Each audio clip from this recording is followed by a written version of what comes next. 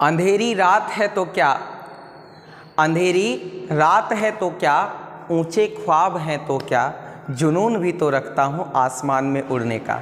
जी हाँ दोस्तों, स्वागत है आप सभी का हमारे YouTube channel new classes Halsi में।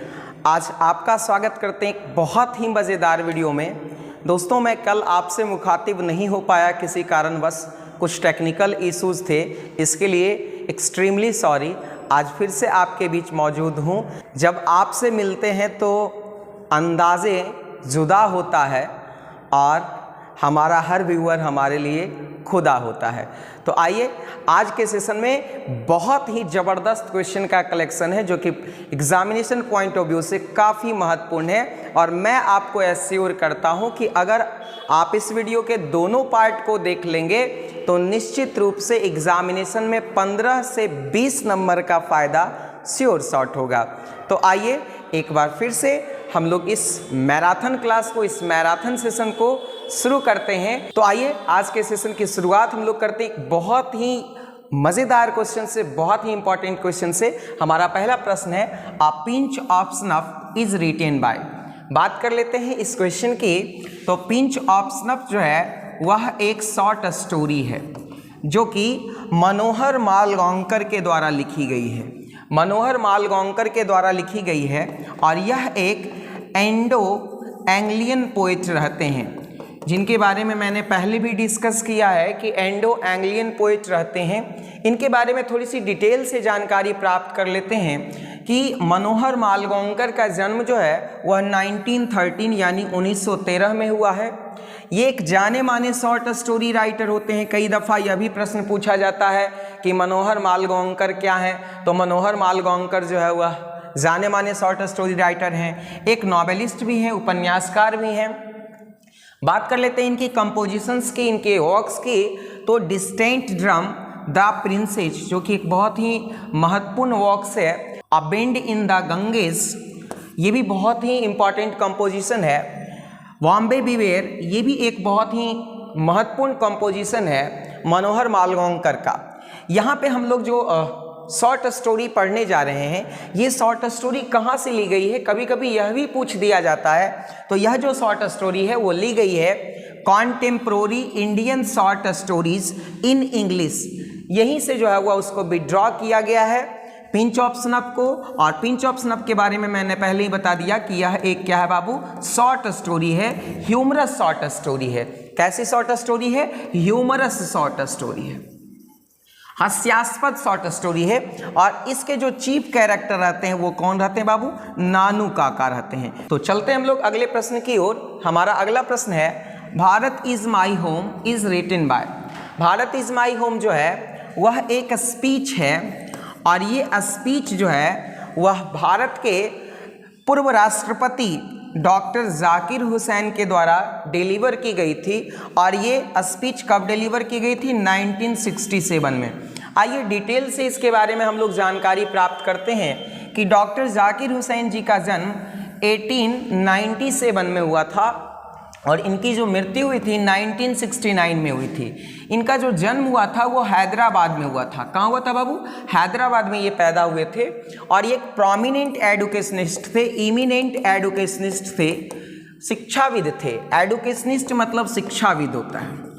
और ये भारत के राष्ट्रपति भी रह चुके हैं। कब रहे थे? 1967 में। और हम लोग जो भारत इज माई होम पढ़ने जा रहे हैं, ये वह स्पीच है। उन्होंने जो ऑथ सेरोमनी में जो स्पीच दिया था, ऑथ सेरोमनी में, उसी स्पीच का एक छोटा सा क्या है हिस्सा यहाँ पे हम लोग पढ़े हैं। तो यहाँ पे अर्लियर ये जो है वह गवर्नर ऑफ बिहार के रूप में भी कार्य कर चुके थे।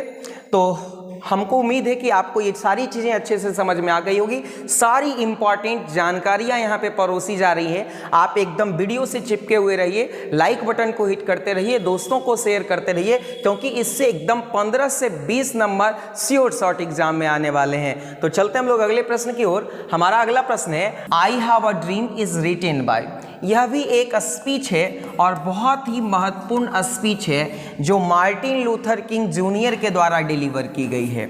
मार्टिन लूथर किंग जूनियर के द्वारा डिलीवर की गई है। मार्टिन लूथर किंग जूनियर के बारे में हम लोग जानकारी प्राप्त करते हैं। 1929 में इनका जो है वह क्या हुआ है, जन्म हुआ, और 1968 में इनको असैसिनेट कर दिया गया, इनकी राजनीतिक रूप से हत्या कर दी गई। सबसे पहले इन्होंने अपने कैरियर की शुरुआत करी बैप्टिस्ट मिनिस्टर के रूप में। इन्होंने जो है वह ईसाई धर्म के प्रचार प्रसार में काफ़ी वक्त लगाया। फिर उसके बाद इन्होंने सिविल राइट एक्टिविस्ट के रूप में भी काम करना शुरू किया, लोगों के हित में लड़ना शुरू कर दिया, जो शोषित वंचित लोग थे उनके हित में आवाज़ उठाना शुरू कर दिया। इन 1964 में इनको जो है वह नोबेल प्राइज़ दिया गया, और नोबेल प्राइज़ किस क्षेत्र में दिया गया, तो पीस के क्षेत्र में दिया गया, शांति के क्षेत्र में दिया गया। और उस समय ऐसा माना जाता था कि जिस समय ये नोबेल प्राइज़ लिए उस समय सबसे यंगेस्ट मैन थे नोबेल प्राइज़ रिसीव करने वाले। कौन, मार्टिन लूथर किंग जूनियर। और इससे भी सवाल रहता है कि मार्टिन लूथर किंग जूनियर को नोबेल प्राइज़ कब मिला, तो 1964 में। और 28 अगस्त 1963 को ये लिंकन मेमोरियल हॉल में, कहाँ स्पीच दे रहे थे, लिंकन मेमोरियल हॉल। ये लिंकन मेमोरियल हॉल जो कि वाशिंगटन डीसी में पड़ता है, कहाँ पड़ता है, वाशिंगटन डीसी में पड़ता है, और वहीं ये स्पीच दे रहे थे। और 4 अप्रैल 1968 को, यानी अप्रैल 4 1968 को मेम्फिस के आसपास इनकी असैसिनेशन हो जाती है, इनकी राजनीतिक रूप से हत्या हो जाती है। चलते हम लोग आगे। हमारा जो अगला स्लाइड है वो बहुत ही इम्पॉर्टेंट है, आप ध्यान से देखिएगा कि हमारे यहाँ जो इंग्लिश लर्निंग कोर्स है वो बहुत ही ज़्यादा इफ़ेक्टिव है। आप यहाँ आकर के इंग्लिश के कोर्स को कर करके आप देखें, आपको समझ में आ जाएगा कि दूसरी जगह से यहाँ की जो है टीचिंग कैसे डिफरेंट है, कैसे अलग है, कैसे स्पेशल है, और सक्सेस की फुल गारंटी है। यहाँ पे हम इंटरमीडिएट और कॉम्पिटिटिव इंग्लिश दोनों तरह के इंग्लिश को जो है डील करते हैं। आपको यहाँ पे एक्सलेंट टीचिंग मिलेगी, और जो भी बैचेज हैं वो एकदम डिज़ायरेबल बैच है, स्मॉल बैच है और काफ़ी इफ़ेक्टिव बैच है। आप विशेष जानकारी के लिए हमारे नंबर पे कॉल कर सकते हैं, बाकी एड्रेस पे। आप उधर ध्यान ना दें, आप इधर ध्यान दीजिए, इस बात का ध्यान रखिएगा। चलते हम लोग अगले प्रश्न की तरफ। हमारा अगला प्रश्न है, ideas that have help Mankind is written bye. ये जो है वह एक एसे है। क्या है बाबू, एसे है। यह भी कई बार पूछा जाता है कि ideas that have helped Mankind ये क्या है, तो एक एसे है, और इसके जो एसेइस्ट हैं वो बर्ट्रैंड रसेल हैं। कौन है, बर्ट्रैंड रसेल। तो आइए इनके बारे में विशेष जानकारी हम लोग प्राप्त करते हैं कि इनका जो जन्म है 1872 बर्ट्रैंड रसेल जी का, और 1970 में इनकी डेथ हो जाती है।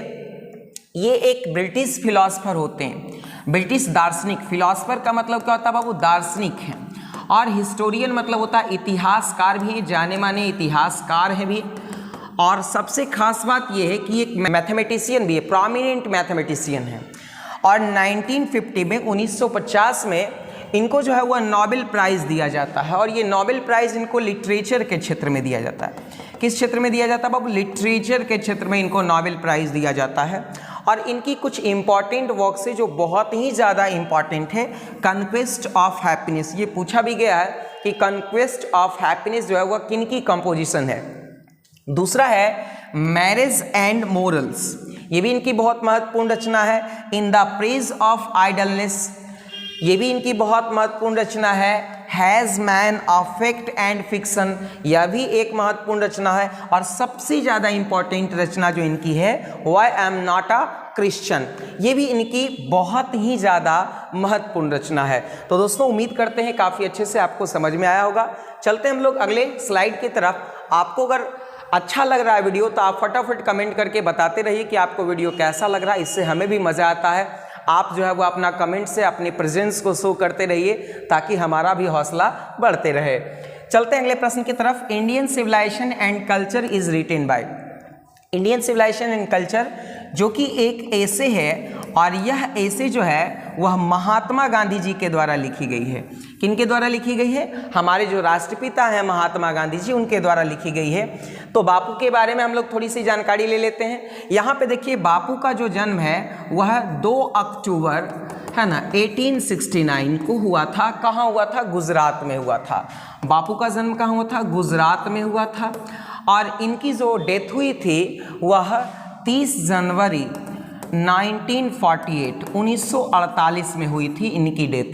इनको हम लोग जो है वह बापू के रूप में जानते हैं और फादर ऑफ द नेशन, राष्ट्रपिता के रूप में भी हम लोग इनको क्या करते हैं? जानते हैं। ठीक है। और इनकी जो एक बहुत ही महत्वपूर्ण रचना है, इनकी एक ऑटोबायोग्राफी है।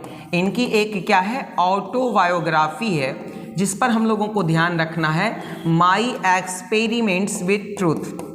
माई एक्सपेरिमेंट्स विद ट्रूथ, ये इनकी बहुत इम्पॉर्टेंट बायोग्राफी है, जिस पर हम लोगों को ध्यान देना है। एग्जामिनेशन में भी पूछा गया है, तो उम्मीद करते हैं आपको अच्छा लगा होगा। आगे चलते हैं अगले प्रश्न की तरफ। क्वेश्चन है, the artist is written bye. The artist जो है वह एक शॉर्ट स्टोरी है। क्या है बाबू? एक शॉर्ट स्टोरी है। और ये जो शॉर्ट स्टोरी है द आर्टिस्ट, वह Japanese short story writer Shiga Naoya के द्वारा लिखी गई है। किनके द्वारा लिखी गई है? सिगा नोया के द्वारा। तो इनके बारे में थोड़ी सी जानकारी हम लोग लेते हैं। 1883 में इनका क्या होता है? जन्म होता है। और 1971 में इनकी क्या हो जाती है? डेथ हो जाती है। और ये एक जापानीज शॉर्ट स्टोरी राइटर रहते हैं। ये कई दफ़ा पूछा गया है कि सिगा नोया कहाँ से बिलोंग करते हैं? तो जापान से बिलोंग करते हैं। और क्या होते हैं? तो शॉर्ट स्टोरी राइटर होते हैं। ये जो है वह 20th सेंचुरी के पोइट रहते हैं। किस सेंचुरी के पोइट रहते हैं बाबू? 20th सेंचुरी के पोइट रहते हैं। ये हम लोग कह सकते हैं कि 1900 से 1999 तक का जो पीरियड होता है, जो टेन्योर होता है, उसको हम लोग 20th सेंचुरी कहते हैं। अब इनके बारे में यहाँ पे एक चीज़ और हम लोगों को जान लेना चाहिए कि इसमें ये शो किया गया है कि किस तरह से जो एडल्ट वर्ल्ड होता है, वो एडल्ट वर्ल्ड जो है वह cause damage to talented boy. आजकल का जो है वह ये सिनेरियो है कि जो टैलेंटेड बच्चा होता है, उसके टैलेंट को जो एडल्ट का जो ये वर्ल्ड है वो पहचान नहीं पाता, रिकॉग्नाइज नहीं करता है, उसको स्कॉल्ड करना शुरू कर देता है। इसलिए वो क्या होता है? डाइवर्ट हो जाता है। तो इस जो शॉर्ट स्टोरी है उसका थीम यही है कि किस तरह से एडल्ट वर्ल्ड जो है वह टैलेंटेड बच्चा के टैलेंट को डैमेज करता है। चलते हम लोग अगले प्रश्न की ओर। क्वेश्चन है, song of myself is written by. Song of myself जो है वह वॉल्ट विटमिन के द्वारा लिखी गई है। किनके द्वारा लिखी गई है? वॉल्ट विटमिन के द्वारा लिखी गई है। थोड़ी सी जानकारी हम लोग वॉल्ट विटमिन के बारे में ले लेते हैं कि 1819 में इनका जन्म होता है और 1892 में इनकी क्या हो जाती है? डेथ हो जाती है। और ये बहुत ही इंपॉर्टेंट पॉइंट बन जाता है, इनको पीपुल्स पोइट कहा जाता है। क्या कहा जाता है बाबू? पीपुल्स पोइट कहा जाता है। बहुत ही ज़्यादा इंपॉर्टेंट प्रश्न है ये आपके एग्जामिनेशन पॉइंट ऑफ व्यू से। और ये अमेरिका से बिलोंग करते हैं। कहाँ से बिलोंग करते थे बाबू? अमेरिका से बिलोंग करते थे। और इनकी एक बहुत ही महत्वपूर्ण कंपोजिशन है जो कई बार एग्जामिनेशन में पूछा गया है। ये लिप्स ऑफ ग्रास किनकी इंपॉर्टेंट कंपोजिशन है? तो वॉल्ट विटमिन की कंपोजिशन है। किनकी कंपोजिशन है? वॉल्ट विटमिन की। और ड्रम टैप्स भी इनकी एक बहुत ही ज़्यादा इंपॉर्टेंट कंपोजिशन है। तो चलते हैं हम लोग अगले प्रश्न की ओर। हमारा अगला प्रश्न है, how free is the press is written by. How free is the press एक एसे है, और यह जो एसे है वह एक जाने माने एसेइस्ट डोरोथी एल सेयर्स के द्वारा लिखी गई है। डोरोथी एल सेयर्स के बारे में हम लोग थोड़ी सी जानकारी प्राप्त करते हैं कि इनका जन्म 1893 में हुई थी और इनकी जो डेथ हुई थी 1957 में हुई थी। और एक जाने माने एसेइस्ट हैं। एसेइस्ट का मतलब होता है बाबू निबंधकार। एक जाने माने निबंधकार हैं। कौन? Dorothy L shares. और प्ले राइट भी है। प्ले राइट मतलब होता है नाटककार। एक जाने माने नाटककार भी हैं। डिटेक्टिव फिक्शन का मतलब होता है जासूसी कहानियों के भी लेखक हैं। जासूसी कहानियों के भी क्या हैं? लेखक हैं। कौन? Dorothy L shares. ये भी एक महत्वपूर्ण पॉइंट बन जाता है। इनकी जो कुछ इंपॉर्टेंट कंपोजिशन है, कुछ इंपॉर्टेंट वर्क्स है, क्योंकि कई दफ़ा वर्क्स से भी सवाल रहते हैं, तो ध्यान देंगे। क्लाउड्स ऑफ विटनेस एक बहुत ही ज़्यादा इंपॉर्टेंट वर्क्स है इनका। डोरोथी एल सेयर्स जी का अननेचुरल डेथ, यह भी बहुत इंपॉर्टेंट कंपोजिशन है। गॉडी नाइट, यह भी एक बहुत ही इंपॉर्टेंट कंपोजिशन है। बात कर लेते हैं डोरोथी एल सेयर्स के बारे में। तो ये फर्स्ट वुमेन है जो ऑक्सफोर्ड यूनिवर्सिटी से ग्रेजुएट हुई हैं। तो ये हम लोगों को ध्यान देना है। चलते हम लोग अगले प्रश्न की ओर। क्वेश्चन है the earth is written bye. The earth किन के द्वारा लिखी गई है? तो ये जो है वह H.E. बेट्स के द्वारा लिखी गई है। यह भी एक शॉर्ट स्टोरी है बाबू, और H.E. बेट्स के द्वारा लिखी गई है। थोड़ी सी जानकारी H.E. बेट्स के बारे में हम लोग प्राप्त कर लेते हैं। 1905 में इनकी जन्म होती है और 1974 में इनकी डेथ होती है। और ये इंग्लैंड से बिलोंग करते हैं। कहाँ से बिलोंग करते हैं? इंग्लैंड से बिलोंग करते हैं। और इंग्लैंड के कंट्री साइड से ही ये जो है वह ये स्टोरी को जो है वह कंपोज करते हैं। एक शॉर्ट स्टोरी राइटर होते हैं H.E. बेट्स जी, और इन्होंने अपनी कैरियर की शुरुआत जो है वह जर्नलिस्ट के तौर पे की थी। जर्नलिस्ट का मतलब क्या होता है? पत्रकार होता है। और इनकी जो कुछ इंपॉर्टेंट कंपोजिशन है बाबू, उनको हम लोग देख लेते हैं। Purple plane, the jacaranda tree, the scarlet sword, the darling words of May, ये बहुत ही ज़्यादा इंपॉर्टेंट वर्क्स है इनकी। थोड़ी सी जानकारी हम लोग इसमें और ले लेते हैं कि यहाँ पे जो है इस स्टोरी के जो चीफ कैरेक्टर हैं जॉनसन होते हैं। कौन होते हैं? जॉनसन होते हैं, जो कि एक टेनेंट फार्मर होता है। क्या होता है बाबू? टेनेंट फार्मर होता है। और इनका एक सन रहता है जिसका नाम होता है क्या? वेंजई। और यहाँ पे ये बातें दिखाई गई है कि किस प्रकार से जो है वह एक सन जो है वह अपने फादर को अपने घर से ड्राइव अवे का मतलब होता है बाबू कि अपने घर से किस प्रकार से निकाल करके क्या कर देता है? बाहर कर देता है। चलते हैं अगले प्रश्न की तरफ। क्वेश्चन है sweetest love I do not go is written bye. Sweetest love I do not go एक लिरिकल पोयम है। एक लिरिकल पोयम है, और ये जो पोयम है वह जॉन डनी के द्वारा लिखी गई है। किन के द्वारा लिखी गई है? जॉन डनी के द्वारा। बात जॉन डनी के बारे में हम लोग कर लेते हैं कि जॉन डनी का जन्म जो है वह 1572 यानी 1572 में हुई, और 1631 इनका जो डेथ है वो 1631 में हुई है। ये इंग्लैंड से बिलोंग करते हैं। कहाँ से बिलोंग करते हैं बाबू? इंग्लैंड से बिलोंग करते हैं। ये भी हम लोगों को याद रखना है। और ये पॉइंट कुछ ज़्यादा ही इंपॉर्टेंट हो जाता है कि मेटाफिजिकल पोएट हैं। ये कई एक बार क्वेश्चन पूछा गया है कि कौन जो है वह प्रोमिनेंट मेटाफिजिकल के रूप में जाने जाते हैं, तो हमारा जॉन डनी महोदय हैं। इनकी कुछ इंपॉर्टेंट रचना है जिनके बारे में हम लोग जानेंगे। उससे पहले ये हम लोग जान लेते हैं कि ये किस किस तरह की रचना लिखते हैं। तो यहाँ पे देख लेते हैं क्या है कि सॉन्ग्स एंड सॉनेट्स। सॉनेट्स के बारे में हम लोग जान लेते हैं कि ये 14 लाइंस की जो पोएम रहती है उनको हम लोग क्या कहते हैं? सॉनेट कहते हैं। तो ये सॉनेट के लिए भी जाने जाते हैं। अस्टेरीज एंड द एलिगीज। एलिगीज का मतलब क्या होता है? शोक गीत के लिए भी ये जाने जाते हैं। दूसरा, ये व्यंग के लिए भी जाने जाते हैं। तो इस प्रकार की कंपोजिशंस इनकी होती थी। तो दोस्तों उम्मीद करते हैं कि आपको ये वीडियो काफ़ी अच्छा लगा होगा, और यदि ये वीडियो अच्छा लगा है तो लाइक और शेयर करना आप ना भूलें। हाँ, आपको मैं बता देता हूँ कि इस वीडियो का एक और भी पार्ट मैं कल लेकर आऊँगा जो काफ़ी महत्वपूर्ण रहेगा, इसलिए आप उस सेशन को भी मिस नहीं कीजिएगा। आप लोग फटाफट कमेंट करके बताइए आज का सेशन कैसा लगा। अपना ख्याल रखिए, स्वस्थ रहिए, मस्त रहिए। Thank you.